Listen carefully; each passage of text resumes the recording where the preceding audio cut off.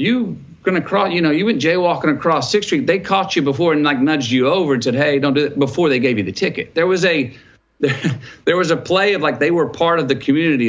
They felt like, you give them a wave. You didn't see a cop in Austin and go, oh shit. You saw one, you waved. And if they weren't looking, you never felt like they were looking to get you. Right.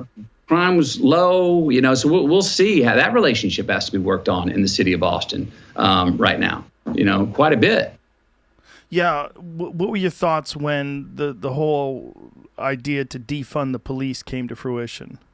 Well, let's break that down. One, defund the police, that moniker, if you wanted to say, it's almost like it should have been renamed, because defund the police does not sound anything like there's been money reallocated to different areas of handling some police exercise. It sounds like you got $1 million, we're taking 300,000. Good luck. Yeah.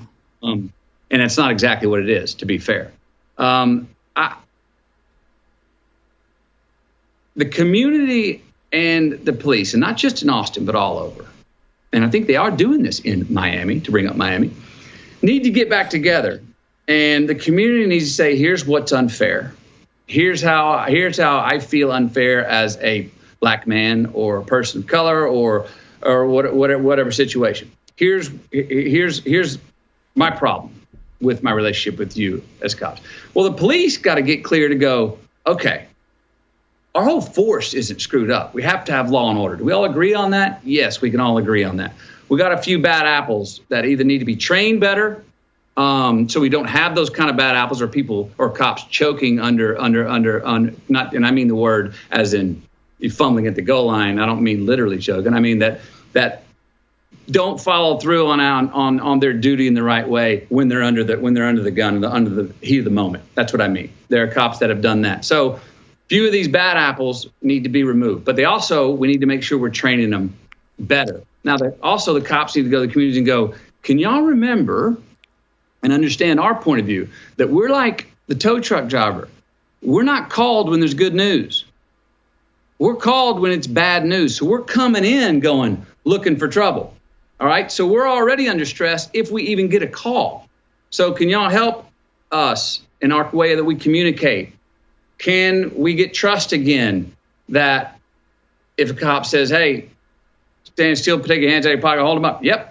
I'm doing that. That we're not going to be, something's not going to happen to us. That shouldn't. That there will be because obviously the situations like that, you're not being called. You're not in that situation when it's good news. So everyone's already tensions are high. But that's as far as defund, we're going to see. We're going to see if this reallocation of money, like in Austin and other places, how that works. I mean, my first gut instinct was, I don't see how that repairs the relationship between the community and the police force. I don't see how that's coming together. I don't see how that's going to rehabilitate that relationship. And now you have spite on both sides. And again, we're going to see. I don't know if we really had a bird in hand when we made the change. Have we practiced have we seen these other forms where the reallocated money goes to for 911 calls and stuff? Have we seen these other forms work? Have we seen them be improvements? I don't know. So hopefully we'll see if this is just sort of guinea pigging the idea. We'll see how it works. But I'm more for saying, okay, instead of taking away your money and your funds, which you could use to train better and work on the relationship of what your job is and what you expect and what communities expect from you. I'd rather have done that than pull money from them. So we're going to see how this experiment goes. Yeah, I couldn't agree more. I think they need training. They need more training and more understanding. And I think we all need to understand that there's a tremendous amount of these people that are under insane stress every day, and they probably have massive PTSD. And if every time you're pulling somebody over, you're worried about getting shot. Every time you're visiting someone's apartment for a domestic abuse case, you're worried you're going to get killed or you're going to see someone killed. You've seen murders and deaths, and the human mind is not designed to deal with that kind of stress day in, day out. And a lot of these people are, when you see these horrible reactions that cops have to situations where they do completely overstep their boundaries and abuse people. Yeah. I think a lot of those people are really fucked up by the time they get to that point. And a lot of those people were fucked up before that they too. That too. Before they even became a cop, or they became a cop for the right reason. They had personal problems before. Cop. And we need to filter those people out, and that also comes through training. The same kind of training that they filter people out through the military.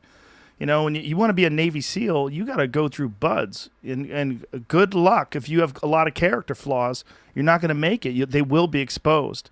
And I think that counseling and training and then communication with the community is what we need. We don't need to defund them. It seems like a popular social sentiment that people are repeating because it puts you in this ideology of a person who cares and is progressive. But I don't think it's ever been fleshed out. I don't think people have thought it out in the long term. And if you're looking at the consequences of how this is playing out in New York City, homicides are up by hundreds of %, burglaries, armed robberies, everything's up. It's not good. The defunding of the police has been horrible for New York City. The consequences have been the exact opposite of what everybody hoped they'd be. Right. And I'm worried about that here as well. But Governor Abbott has stepped in and said he's going to put a stop to that, which is, there's talk about not giving the towns that do this, they're not going to have access to property taxes. And this is, obviously there's no income tax in Austin and in the state of Texas. So the governor has supposedly stepped in and going to iron this out. So I'm hoping it works out and cooler heads will prevail. Me too. I'm with you. Training and have more reverence for the job and understand they're called in when they're not called in when it's good news.